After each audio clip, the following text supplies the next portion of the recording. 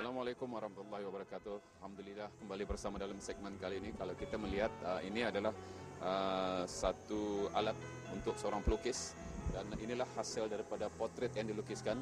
Dan kita kali ini akan meninjau mengenai dengan seni lukis. Karena bakat itu sebenarnya banyak mengenai dengan bakat. Jadi kita akan meninjau mengenai dengan bakat seni lukis yang ada seperti yang kita lihat macam-macam hasil lukisan yang dihasilkan di sini dan kita melihat juga hasil-hasil daripada bakat daripada mereka bakat seni yang dilihatkan dalam recycle bag, baju dan juga tuala yang mana ini memberikan peluang-peluang kepada belia-belia ketani. Yang penting kemauan belia-belia ketani dalam menghasilkan sesuatu. Bakat seni lukis juga banyak bidang, di antaranya pemandangan dan juga imajinasi dan juga terdapat bakat-bakat seni lukis potret dan sebagainya. Jadi bakat seperti ini bukanlah sesuatu yang mudah sebenarnya. Bakat ini memerlukan satu kepakaran.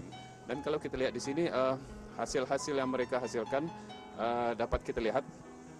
Dan ini hasil-hasil yang dapat dihasilkan kita akan meninjau dengan pelukis yang ada di sini. Assalamualaikum. Waalaikumsalam. Siapa nama kita? Nabil. Sudah berapa lama mencebulkan diri dalam bidang lukisan?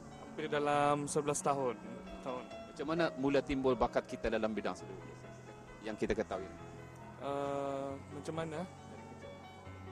Sejak umur dalam belasan tahun itu, ketika melihat hasil kerja bapa saya sendiri, jadi timbul minat dengan hasil itu, timbul minat untuk belajar.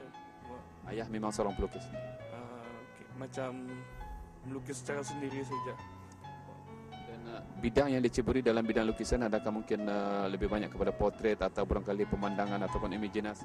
Buat masa ini dalam 11 tahun itu potret pulang, tapi sambil itu belajar aku membuat alam benda, pemandangan dan yang lain. Apa perbezaan melukis alam benda, pemandangan dan potret atau mungkin perkara-perkara lain? Mungkin kalau melukis alam benda tu senang sedikit, jadi tidak payahkan sama. Tapi kalau potret ini, orang kalau tidak sama, orang lain pun mengomennya, tidak sama. Jadi ada cabaran sedikit lah dalam melukis potret ini. Dan melukis potret ini apa sebenarnya yang menimbulkan ia benar-benar sebagai satu realitinya? Yang persamaannya mesti dalam melukis mata, hidung dan mulut. Kalau lari sedikit sukatannya tu tidak sama tu. Apa cabaran menjadi seorang pelukis? Mesti sabarlah. Macam mana kalau mau berjaya tu, kalau mengomen pun dengar saja macam mana. Orang belajar dari kesalahan juga. Dan kalau mau maju sentiasa belajar memahami teknik apa tu dan merujuk kepada pelukis-pelukis lama juga. Walaupun jangan tumpukan pada satu pelukis, cari lagi yang lain. Pelajari cara teknik diorang ini jadi gabungkan jadi satu dan menghasilkan karya sendiri.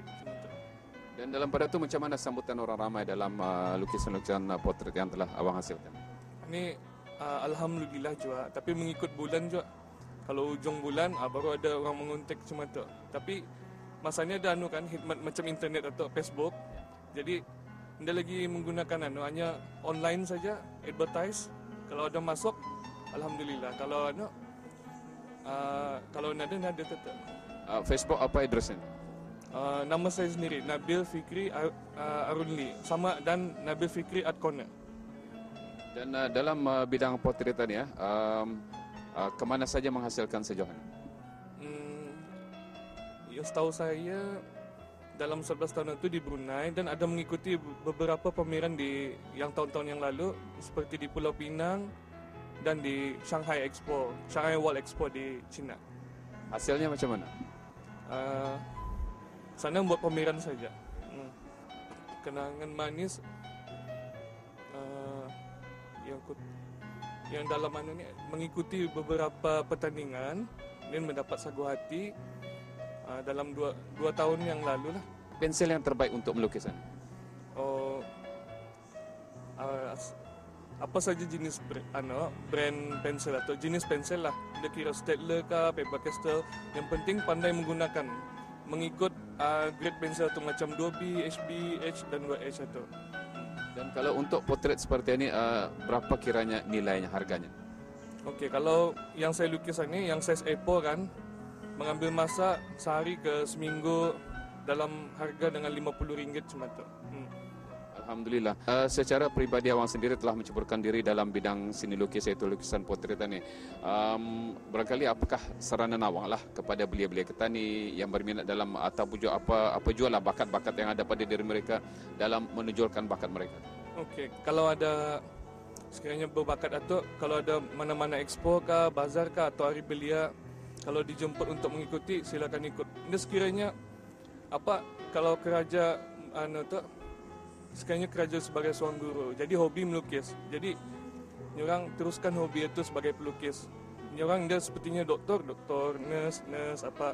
Jadi kalau sudah hobi itu minat itu timbulkan, jangan bertapuk di rumah saja.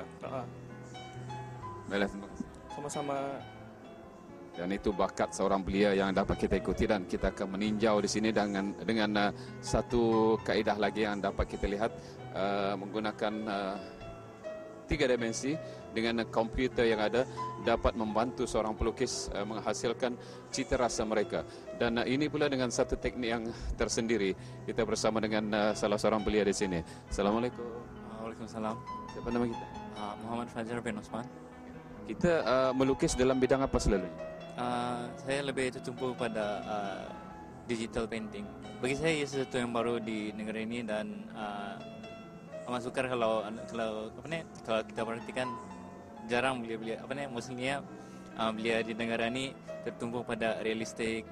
Ada banyak yang mencuba dalam bidang digital. So saya berpendapat mencuba satu persatu menarik lah. So